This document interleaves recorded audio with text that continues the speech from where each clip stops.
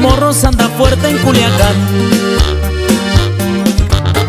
Se autonombraron los Minions y andan dando de qué hablar. Aunque les suene chistoso, son peligrosos de más. Siempre fieles a la empresa, bien firmes vienen y van. Dice un dicho conocido que para el amor no hay edad. Para trabajar tampoco si se quiere progresar. Da la misma 15-30 que 60, eso ni hablar. Lo que valen son los hechos y las ganas de triunfar. Al igual que los monitos de amarillo con azul, se miran inofensivos y hasta tiernos de actitud. No te fíes de la apariencia, pues te puede traicionar.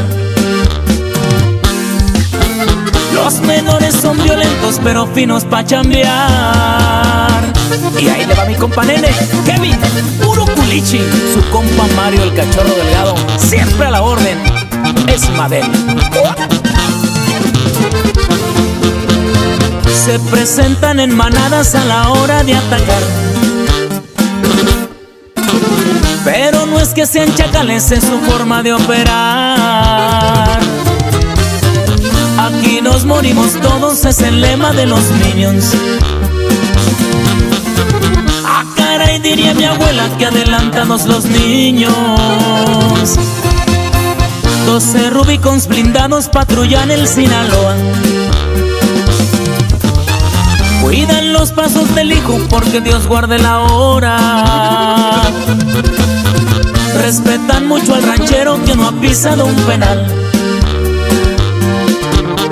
El árbol da buena sombra, no nos podemos quejar. En el antro por respeto no les preguntan la edad. Una 357 les sirve de credencial. Si se enfiestan segurito van a cerrar el lugar. Con la banda y con morritas, pero alerta y sin pistear.